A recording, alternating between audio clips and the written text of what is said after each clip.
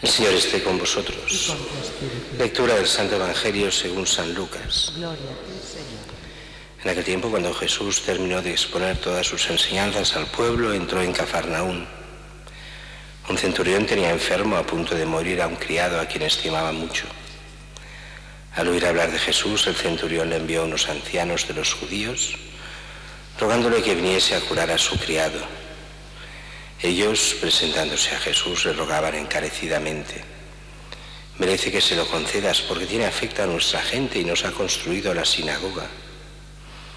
Jesús se puso en camino con ellos. No estaba lejos de la casa cuando el centurión le envió a unos amigos a decirle: Señor, no te molestes, porque yo no soy digno de que entres bajo mi techo. Por eso tampoco me creí digno de venir a ti personalmente. Dilo de palabra y mi criado quedará sano. Porque también yo soy un hombre sometido a una autoridad y con soldados a mis órdenes. Le digo a uno ve y va, al otro ven y viene. Y a mi criado hace esto y lo hace. Al oír esto, Jesús se admiró de él y volviéndose a la gente que lo seguía dijo: os digo que ni en Israel he encontrado tanta fe. Y al volver a casa los enviados encontraron al siervo sano. Palabra del Señor. Gloria a ti, Señor Jesús.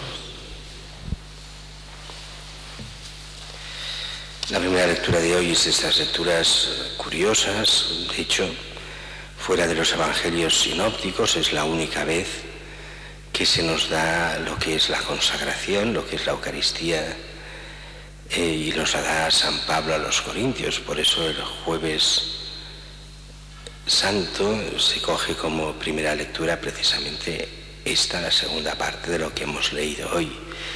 Pero aquí San Pablo se queja a los corintios. Para entenderlo hemos de entender cómo se hacían las misas en ese primer siglo. Las misas se hacían en las casas particulares y la misa normalmente era la misa del domingo, la misa del día del Señor, pero se hacía el sábado por la noche. En la mentalidad clásica, cuando se iba el sol el sábado, ya era domingo.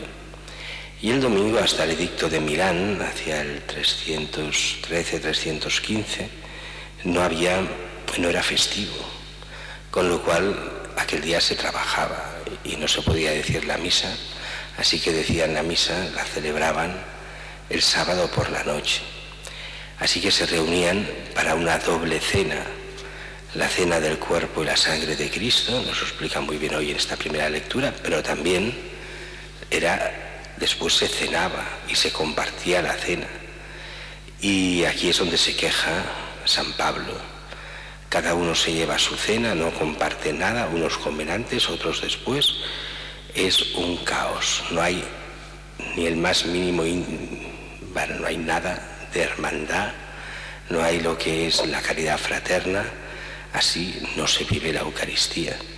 La Eucaristía es comunión con Cristo, pero también en la comunidad cristiana. Eso es una de las cosas que tal vez más hemos perdido con los siglos y tal vez también nos podría decir mucho San Pablo a nosotros. Mientras que el Evangelio de hoy es un Evangelio más que conocido. Son estas dos escenas, hoy una, en las cuales Jesús alaba a los paganos que tienen más fe que los israelitas.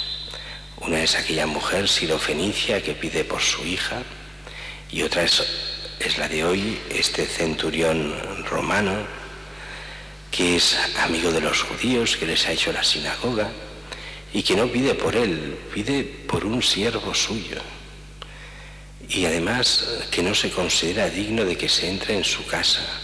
Así que Jesús puede hacer lo que quiera, no hace falta que venga, que lo cure a distancia.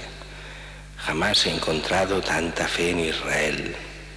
Y de hecho, la Iglesia desde tiempos primitivos, pues asocia esta fe, la fe grande, a la fe eucarística. Y así cuando comulgamos, parafraseamos esta frase de este centurión: Señor, no soy digno de que entres en mi casa. Aquello de solo que digas una palabra y se curará mi siervo, pues aquí basta que digas una palabra y yo seré salvado. No soy digno de comulgar, pero si tú quieres, tú me haces digno de esa comunión. Hombre, siempre que vivamos cristianamente, que vivamos en gracia de Dios, aunque no nos merecemos jamás la Eucaristía, pero el Señor quiere que comulguemos y vivimos en gracia de Dios para acrecentar esta gracia y entrar con Él en la vida eterna.